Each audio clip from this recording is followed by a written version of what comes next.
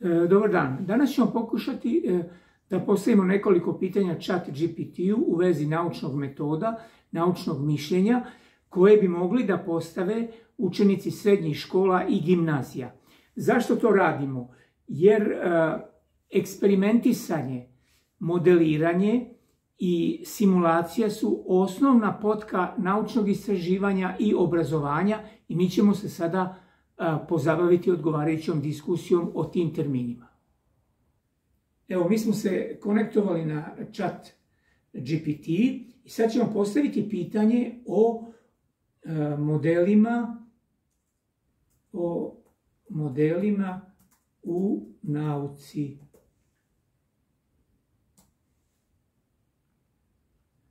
I sve on želim dati modeli, osnovne stvari. On daje ovdje nekoliko objašnjenja koje možete čitati. Naprimjer, fizički modeli u fizici se koriste, zatim kompjuterski modeli, biološki modeli, imate ekonomsko modeliranje, socijalno modeliranje, neuronske mreže i veštačka inteligencija, teorijski modeli. Dakle, modeli u nauci omogućuju istraživačima da testiraju svoje pretpostavke, stvaraju predviđanja i razvijaju bolje razumevanje prirodnog sveta oko nas.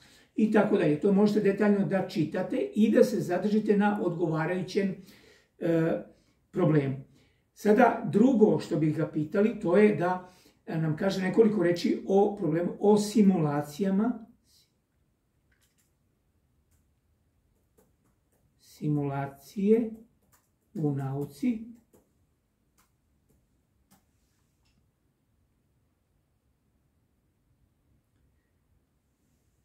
Sad on tu daje objašnjenje koje možete da čitate, na primjer medicinske simulacije, klimatske simulacije u vezi klimatskih promjena, simulacije u fizici, recimo daje primjere CERN-a sa ovim velikim kolajderom, zatim u inženjerstvu. I simulacije se koriste kako bi se dobila dublja i preciznija razumevanja. I sad nastavnik može o ovome da diskutuje sa učenicima i da daje neke primjere i mi ćemo te primjere kasnije navesti. I na kraju mi smo planirali da postavimo pitanje o bionici, bionika ili imitacija prirode u nauci.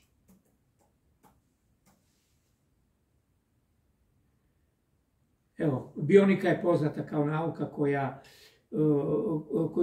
čovjeku služi kao inspiracija, zatim to ide u inženjeringu, dizajnu, zatim kod robota, kako je došao čovjek da ide napravi odgovarajuće robote, nanotehnologijama, aeronautici, ekologiji i zaštiti životne sredine, optika i senzori. I sad tu vam daje još nekoliko tema i sada ćemo mi pokušati da vam damo konkretne primjere, jer ovo je sve nabrojano, ali vi morate da obarete neku od ovih karakteristika i mi ćemo sada navesti za svakog od postavljenog pitanja neki konkretan primjer sa našeg YouTube-a koji možete da pogledate.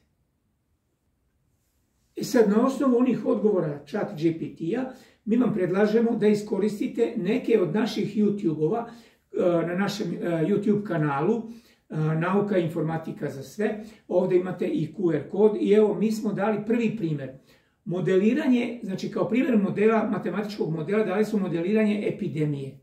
I evo, to je taj takozvani SIR model u kome su S recimo osetljive osobe, ove I su zaražene osobe, R su ozdravele osobe. I sad na osnovu ova tri odeljka vi postavljate diferencijalne jednačine. Znači učenik bi trebao da ovim shvati značaj modela, da zna, ako ima znanja iz diferencijalnih jednačina, može da postavi tri diferencijalne jednačine i da izvede odgovarajuće zaključke. Ovdje je bitno da on pravi razliku između kauzalnih relacija, odnosno uzročno-posljedičnih veza, to jest šta je uzrokovalo pojavu epidemije, kao u prošlom slučaju COVID-a, znači empirijskih podataka, korelacija i zna osnovne karakteristike velikih baza podataka. Evo, taj model je vrlo bio gledan na našem YouTube-u. Zatim, Drugo, o simulacijama smo dali primjene statistike, znači kod bacanja novčića i evo ovdje vam je taj YouTube, tu je link za njega. Pravili smo i simulaciju širenja epidemije. Svi programi su pravljeni u Scratchu, jer to rade učenici u 5. i 6. razredu. Simulacija širenja epidemije je realizovana u istom tom i podrazumeva se da je u ovoj simulaciji učenik sposoban da primjeni znanja iz statistike. Zatim, treće pitanje je bilo o bionici.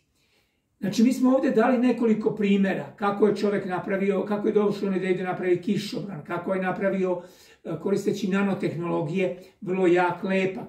To je dato ovdje, a ovdje smo imali primjer da posmatra biljku i zaključuje kako se sliva voda niz nju i onda je dobijao vodu iz rose.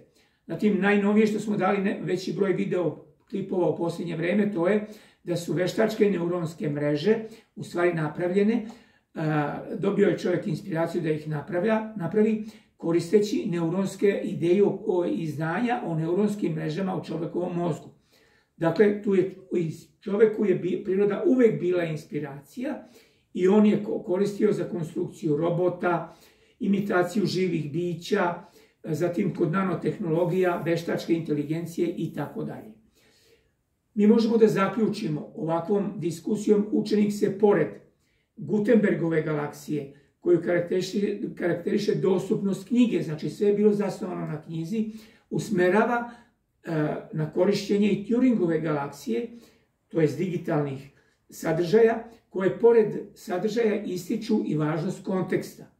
Učenik na kompleksnim problemima iz svakodnevnog života primenjuje stečena znanja iz prirodnih nauka, društvenih nauka, informatike, veštačke inteligencije. Znači, ovdje se sad više usmerava i na kontekst, a ne samo na sadržaj. Recimo, ovdje dajemo kao ilustraciju naš modeliranje matematičkog modela epidemije, gledano je oko 700 puta. Zatim vidite, simulacija je gledana manje. Širenje epidemije je gledano ipak 300 i nešto puta i tako dalje. Znači, možemo da kažemo da je bilo interesovanja za ovakav način rada. Mi predlažemo koju literaturu. Dali smo veliki broj knjiga, preveli smo sa francuskog zrnca nauka i ovdje vam dajemo primjere šta možete naći u kojim zrncima nauka u vezi sa ovim temama o kojima smo mi sada razgovarali. Zatim da epidemiju, čitav modul koji smo preveli sa francuskog, možete da preuzmete sa Facebooka ovim linkom ovdje. I ovdje vam predlažemo da pogledate jedan novi YouTube koji je dao jedan od direktora UNESCO-a o veštačkoj inteligenciji, naravno, i obrazovanju. Hvala na pažnji.